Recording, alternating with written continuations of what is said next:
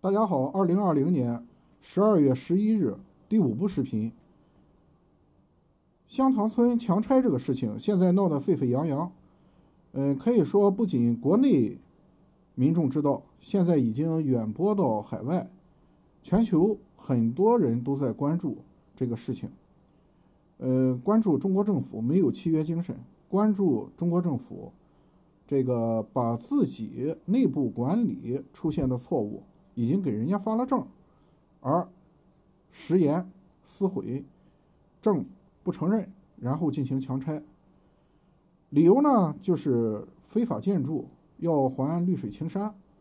这都属于某种意义上也叫旧村改造，必须得拆。这个事情呢，引起的关注很大，震动也很大。很多自媒体、很多大的媒体也都在报道，引起了很多的激愤。不仅是因为拆迁的户数多，又处在北京首都，同时呢，它的居民也很多属于这种所谓中国这个阶级社会里边金字塔靠上的一部分，有很多艺术家，还有退休的中国层干部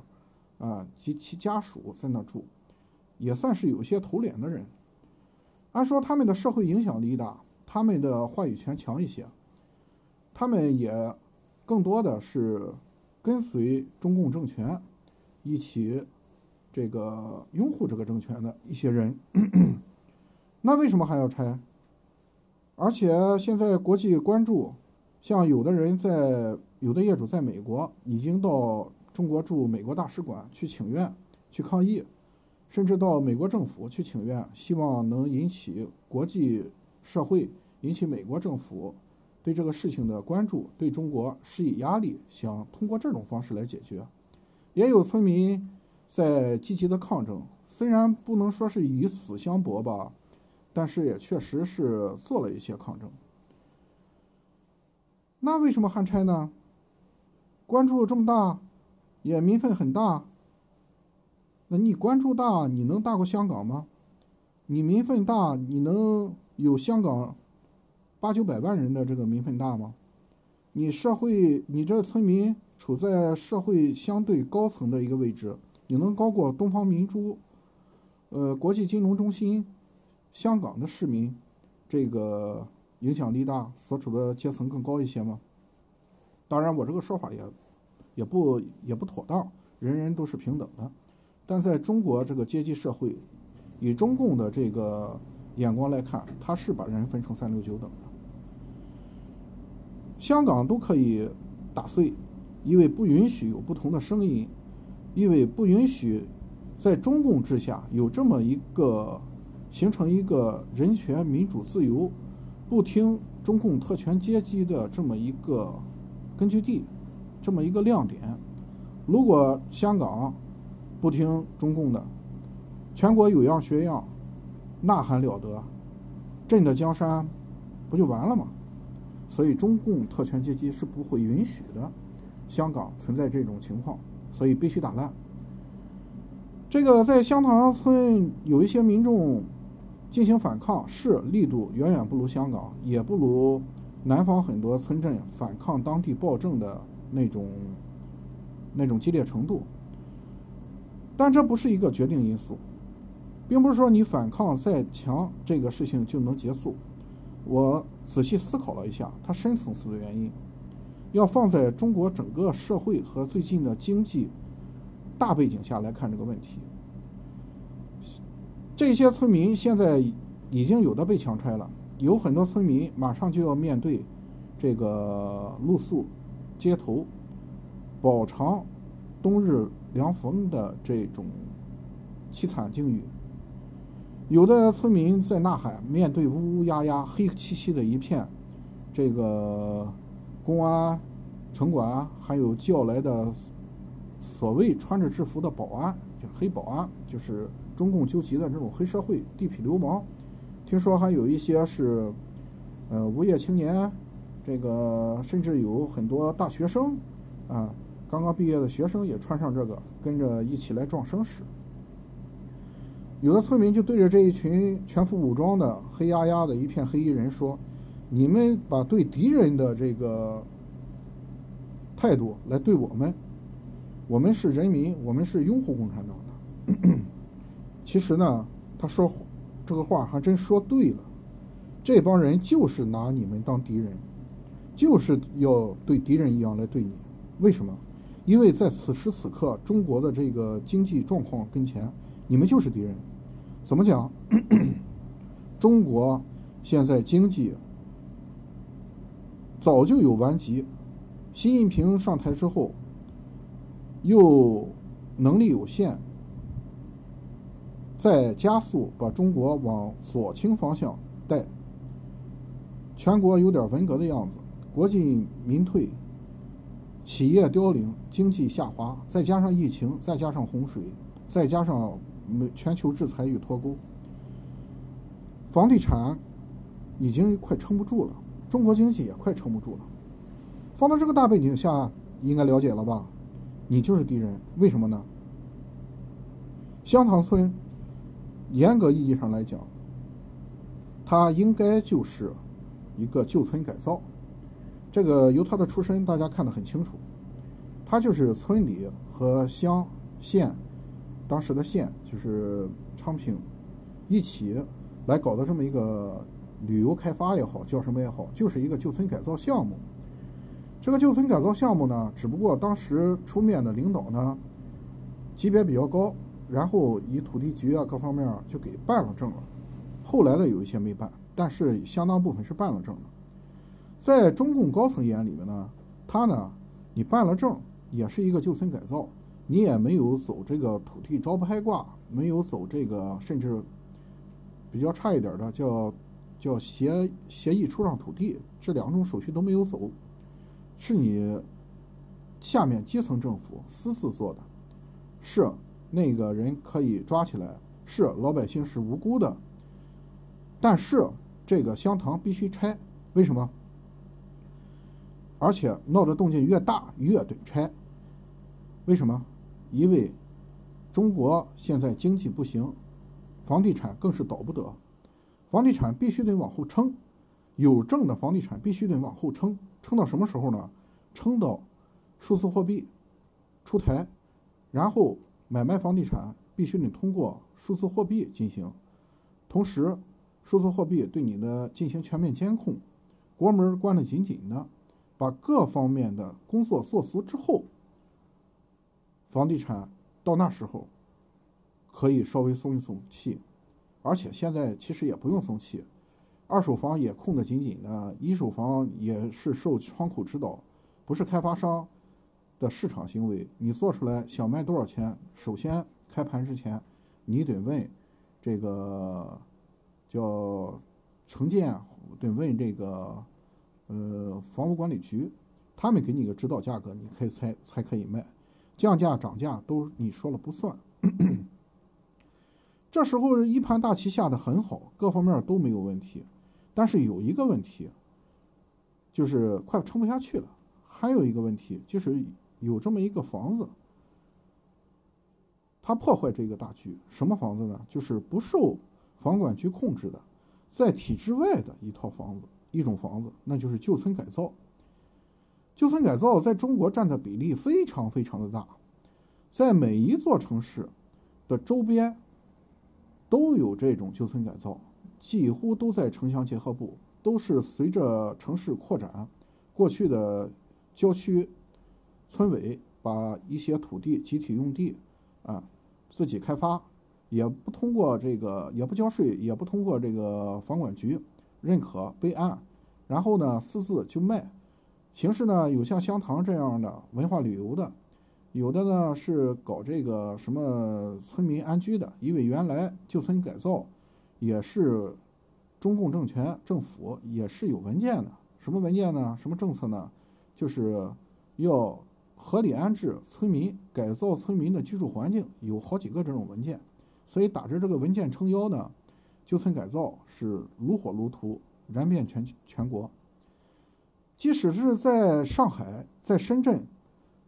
北京，这香塘就是在北京，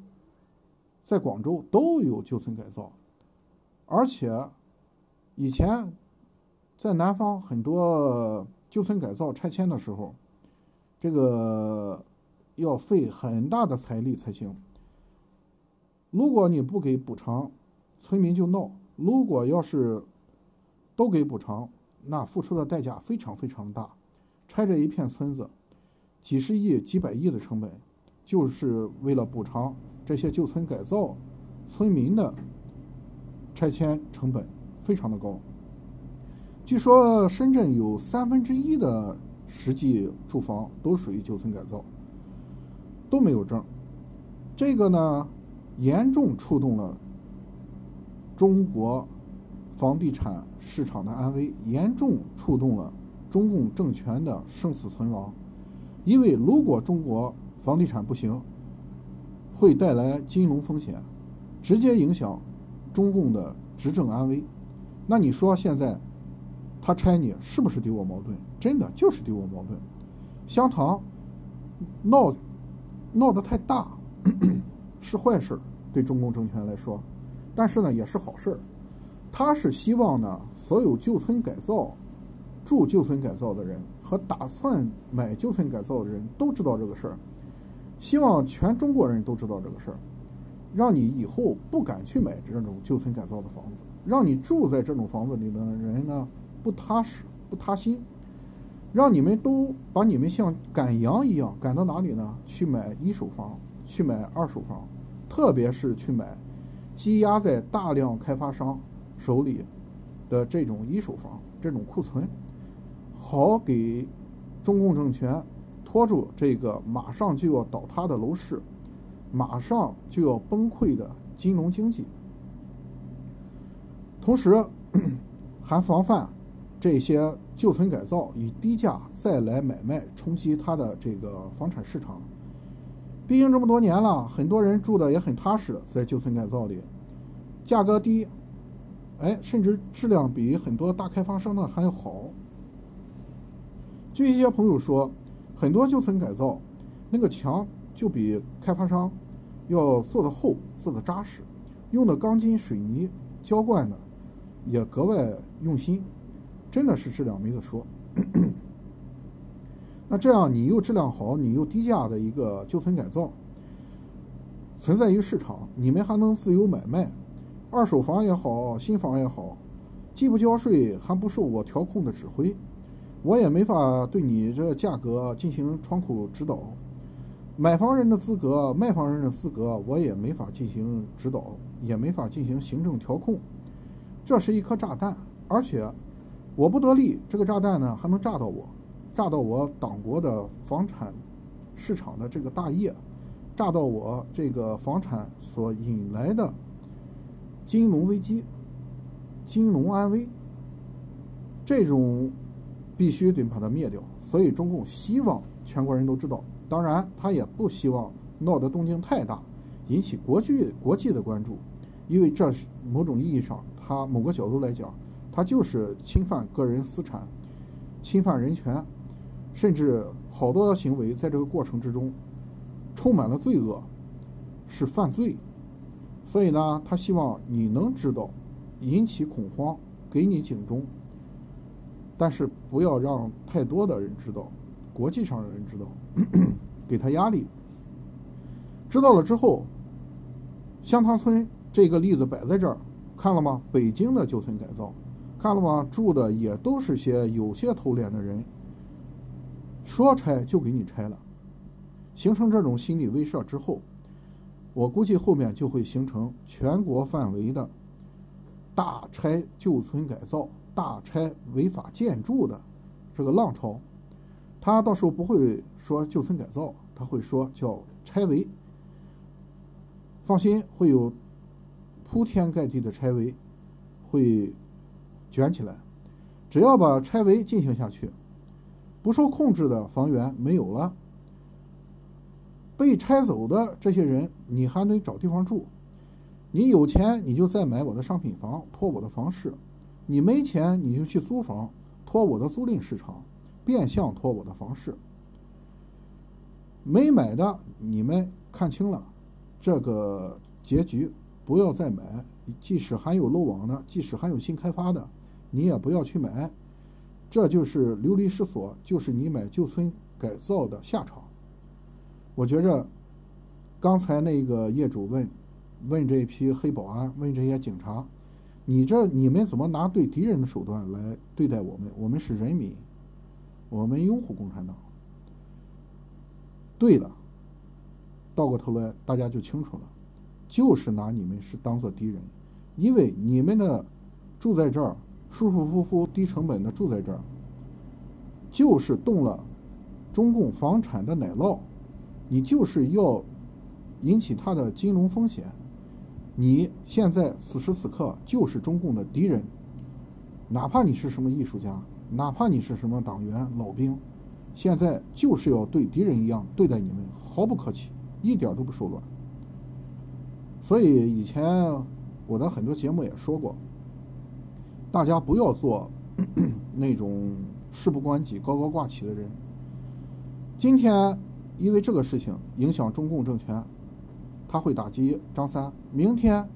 因为那个事情他会漠视李四的生命，后天因为疫情因为洪水他会张五赵六，